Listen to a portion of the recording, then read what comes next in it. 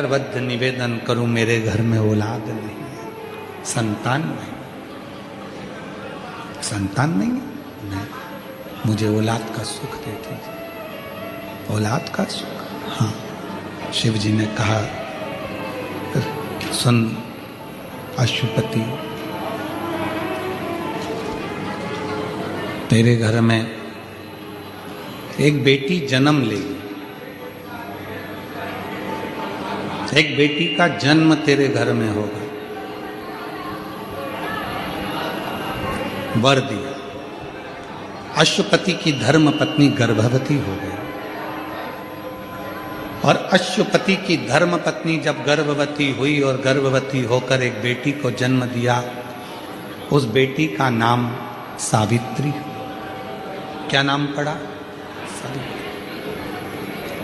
सावित्री बचपन से ही अपने पिता को शिव जी की आराधना करती हुई देखती थी, तो शंकर भगवान की आराधना में सावित्री ने कई प्रश्न किए थे और पिताजी ने उसको ज्ञान उपदेश दिया था। ज्ञान उपदेश,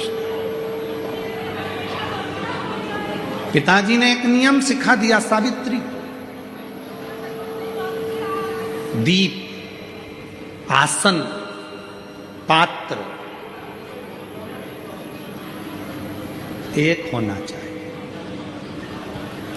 मेरी कई माताओं की आदत रहती है, घर में 3-4 पानी के लोटे रख लेती हैं, अगर एक आध लोटा कहीं चले गया तो दूसरा लोटे से जाकर चढ़।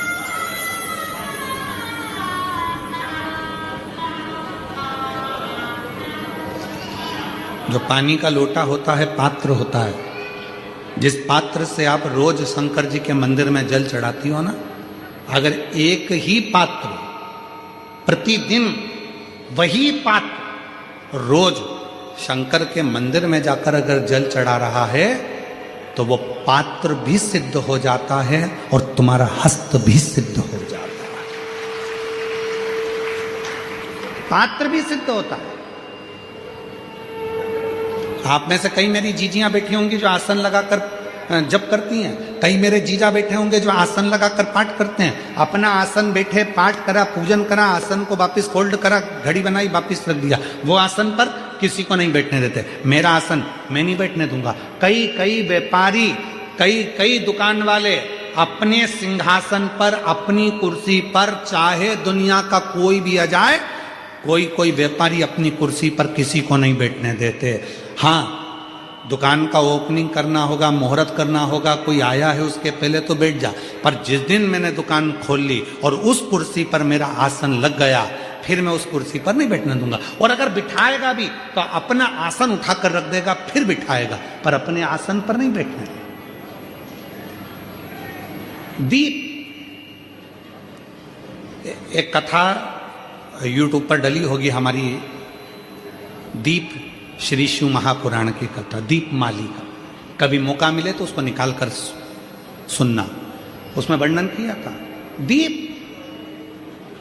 एक दिया जो आप भगवान को लगा रहे हो, उस दिए को अगर सुबेरे भी आपने उसमें दिया लगाया, शाम को भी दिया लगाया, रात को उसको धोकर या मांझ कर रख दिया, या सुबेरे उसको धोकर मांझ कर फिर वापस दिया लगाया, वही एक दीप तुम्हारे घर में रोज रोज रोज रोज प्रतिदिन अगर वो दीपक तुम्हारे भगवान के सामने जल रहा है। अब तुमने चाहे हनुमान चालीसा का पाठ करा हो, चाहे तुमने राम रक्षा स्तोत्र का पाठ करा हो, चाहे तुमने गिरिराज चालीसा करी हो, चाहे तुमने सर्वोत्तम जी का पाठ करा हो, चाहे तुमने शिव चालीसा करी हो, चाहे तुमने श्री शिवाय नमस्तुभ्यम बोला हो, चाहे गीता जी का पाठ करा हो, वो दिया जो तुमने भगवान के सामने रखा, उसमें बाती लगी है, जल रहा है, उसके सामने बैठकर आप सारे पाठ उसकी साक्षी में करते हो, तो वो दीपक भी सिद्ध हो जाता है। इसलिए हमने पहले भी कथा में कहा, जब घर का कोई व्यक्ति, उसका निमोनिया, उसका बुखार, उसका शरीर का ताप जब उतरता ही नहीं है,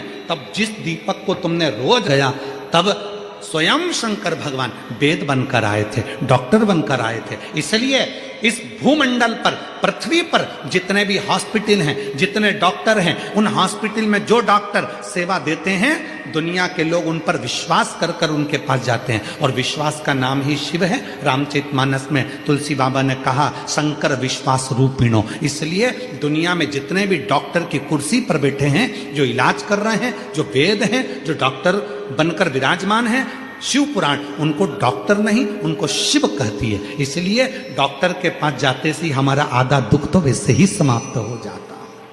डॉक्टर के जांच कराओ, डॉक्टर के ये रिपोर्ट लाओ, वैसी रिपोर्ट लाओ, पर इलाज डॉक्टर के अनुकूल। और साथ में जो दीपक तुमने लगाया है, रोज रोज उसी दीपक को जला रहे हो, तो दीपक सिद्ध हो गए। दीप बोलो क्या क्या चीज है? दीप, आसन और पात्र, जल का पात्र, ये तीन सिद्ध होते चले जाते हैं, इनकी सिद्धता बढ़ जाती है। चलो अब ये बात तो तुमने आज सुनी, पुरानी कथा निकालो। टीवी पर रामायण किस किसने देखी है? टीवी पर महाभारत किस किसने देखी है? टीवी पर सीरियल किस किसने देखे हैं? भगवान के देखे होंगे।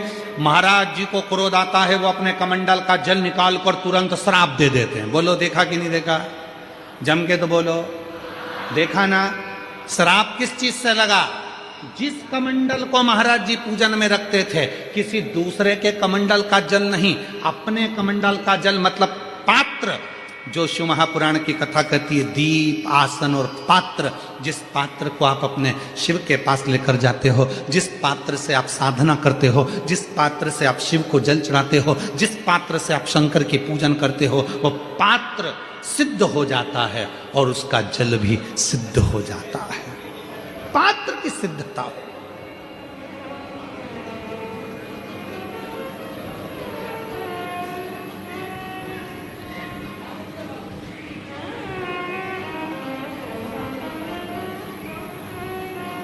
कहा सावित्री, दीप, आसन और पात्र जब ये एक रहें तो संसार में किसी की हिम्मत नहीं है कि कोई तिरछी निगाह से देखे।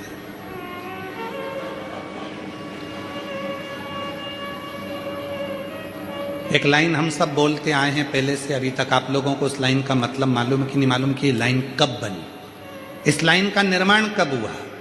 अकाल मृत्यु वो मरे जो काम करे चंडाल का, और काल उसका क्या बिगाड़े जो भक्त हो। कोई तुमसे पूछे कि इस लाइन का निर्माण कब हुआ, बोलने वाले ने इस लाइन को कब बनाया था, तो कह देना महाभारत के वन पर्व में जो सावित्री की कथा आती है, और सावित्री ने जो यमराज से अपने पति के प्राण वापिस लेकर आई थी, वो शिव की कृपा से लाई थी। इसलिए अकाल मृत्यु वो मरे जो काम करे चंडाल का, और काल उसका क्या बिगाड़े जो भक्त हो महा। ये संवाद तब बना, ये संवाद का निर्माण तब हुआ, ये संवाद तब प्रकट हुआ।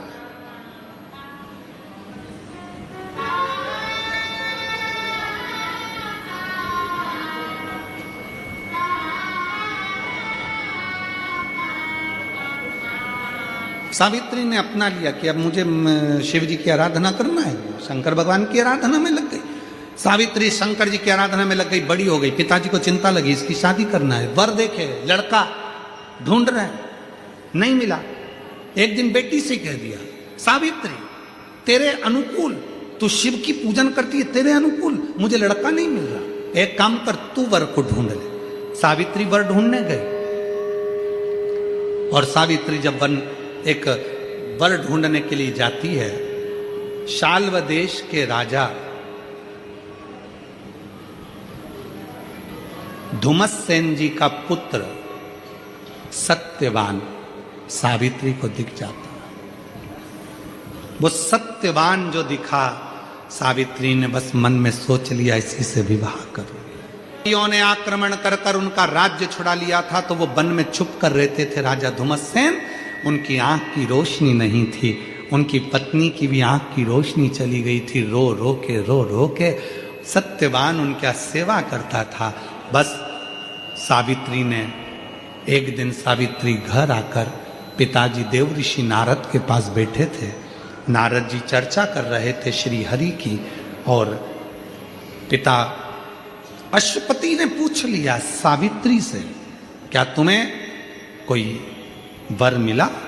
सावित्री ने कहा, हाँ मुझे एक वर मिला। कौन? कहा, राजा धुमसेन का पुत्र सत्यवान।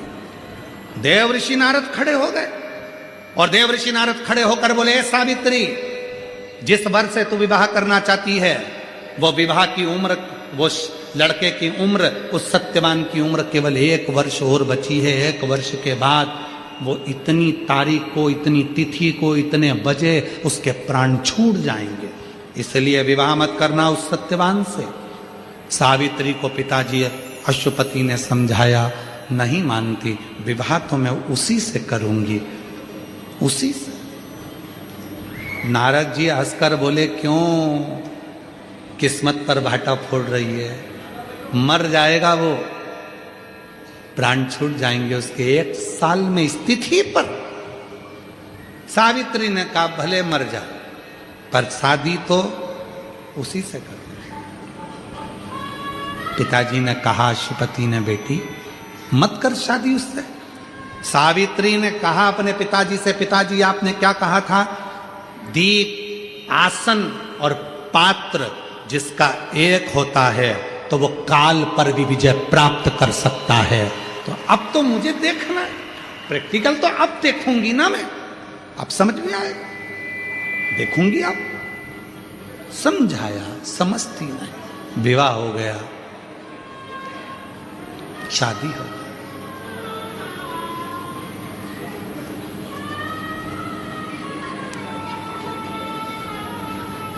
अंधे माँ बाप की सेवा सावित्री करने लगी, सत्यवान के साथ सावित्री रहने लगी, शिव उपासना में लगी रहती थी, नियम नहीं छोड़ा। इसलिए आप लोगों से कहते हैं नियम ऐसा बनाना कि बाहर भी जाओ तो नियम निभ जाए, घर में भी रहो तो नियम निभ जाए, रिश्तेदार के घर भी जाओ तो नियम निभ जाए। ऐसा नियम बनाओ तो नियम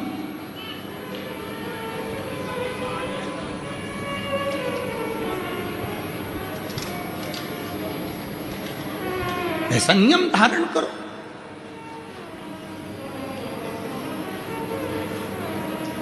कोटा राजस्थान में कथा थी,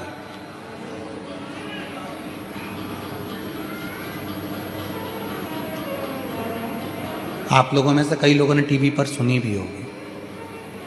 कोटा राजस्थान में कथा थी, वहां के उस समय पर जो शर्मा जी विधायक जी थे, उन्होंने उस कथा को कराया। अभी वही शर्मा जी जिन्होंने कथा करवाई थी वो अब राजस्थान सरकार में विधानसभा अध्यक्ष है, बाबा की कृपा से, जिन्होंने उस समय कथा करवाई थी। तो वहां जब कथा चल रही थी तो एक अश्विन नाम का एक बालक है, अश्विन प्रजापति कर वो बालक, और वो बालक, यही कथा का क्रम चल रहा था तो हम जहाँ ठहरे थे उस जगह पर आकर पूछता है, गुरुजी मुझे एक नियम बनाना है। मैंने कहा, बेटा अभी तुम्हारा पढ़ाई का समय है, तुम कैसे कोई नियम ले पाओगे? अभी तो तुम पढ़ाई कर रहे हो, सीए का एग्जाम दे रहे हो, तो कैसे कोई नियम ले पाओगे? कहीं जाना पड़ जाए, करना पड़ जाए। फिर भी गुरुजी ऐसा कोई नियम बता दो जिस नियम को हम धारण कर ले। तो हमने कहा, एक नियम बना लो, अपने गले में एक रुद्राक्ष धारण कर लो और वो रुद्राक्ष उतारना मत ही, ये भी एक नियम है। उससे क्या होगा? हमने कहा, जब स्नान करोगे तो रुद्राक्ष का जल तुम्हारे शरीर पर जब गिरेगा तो वो शरीर को ऊर्जा देगा, और वो रुद्राक्ष का जल तुम्हें रोगों से मुक्त करेगा, रोगों से। रुद्राक्ष का नियम धारण करो। समय आया जब मालूम पड़ा कि उसके शरीर में एक रोग लग गया, फिर सीहोर मिलने के लिए आया। कहा उसकी माताजी ने कि मेरा बेटे को एक रोग है, बचपन में भी था और अभी भी उसको रोग है, हम बता नहीं पाए थे, पर अब डॉक्टर ने उसे बता दिया। वो जब 13 साल का था तभी उसको रोग लग गया। अब क्या करें, वो डिप्रेशन में जा रहा है। हमने अश्विनी को बुलाया और कहा, अश्विनी क्यों चिंता करना, ये रुद्राक्ष नहीं है, ये तेरे गले में स्वयं शंकर जी है। हो सकता है उस समय पर तूने पूछा था और तेरे शरीर के पास में वो रुद्राक्ष आ गया था। डॉक्टर कह रहे हैं कि तेरा रोग बढ़ रहा है, पर विश्वास के साथ कहता हूं एक दिन ऐसा आएगा कि वही डॉक्टर कहेंगे कि तेरे शरीर से रोग समाप्त भी हो गया, वही कहेंगे। और अभी जब भिलाई के पास में कथा थी, तब उस बालक की सूचना आई कि उसकी सारी रिपोर्टें नील आ गई और वो बच्चा पूर्ण तरह से स्वस्थ हो गया। ये शिव की एक पत्र यहां भी आया, एक पत्र यहां पर भी। भगवान की आराधना और साधना भी सावित्री का। सुनो मेरी जीजियों, मेरे जीजाओं, मेरी बेटियों बेटाओं, कई माताएं कहती हमारे पास समय नहीं मिलता, गुरुजी बहुत काम रहता है ना, तो समय नहीं मिलता मंदिर जाने का, समय नहीं मिलता।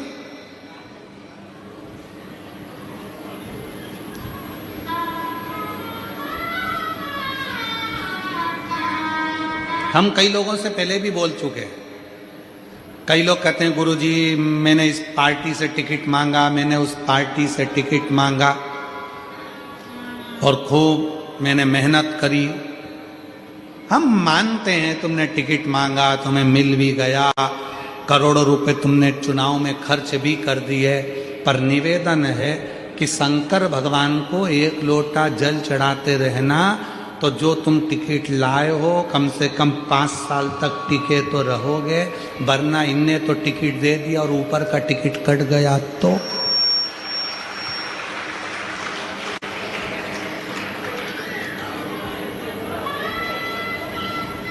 इसलिए दुनिया के जितने भी कॉलेज हैं, दुनिया की जितनी भी ट्यूशन हैं, दुनिया की जितनी भी कोचिंग है, वहां तुमको पैसे कमाने का तरीका सिखाया जाता है। धन कैसे कमाते हैं, पैसा कैसे कमाते हैं, आगे कैसे बढ़ते हैं, धन कैसे लाते हैं, कैसे अपनी तरक्की करना है। प्रत्येक कॉलेज में, प्रत्येक स्कूल में, प्रत्येक कोचिंग में यही सिखाया जाता है कि पैसा कैसे कमाया जाए। पर शिव महापुराण की कथा तुमको धन कमाने का तरीका नहीं सिखाएगी। शिव महापुराण की कथा तुम्हें उम्र बढ़ाने का तरीका सिखाएगी कि तुम कमाकर लेकर आ तो जाओगे, पर कमा कमा कर रखा और उससे पहले निपट गए तो कौन खाएगा। इसलिए शंकर जी को एक लोटा जल चढ़ाओ और अपनी उम्र बढ़ाओ।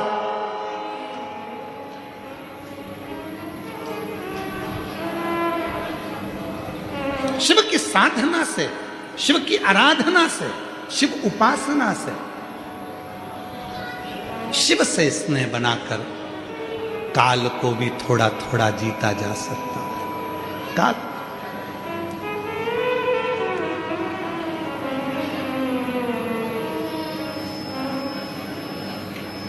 इसलिए महाराज शिव कथा कर रहे हैं,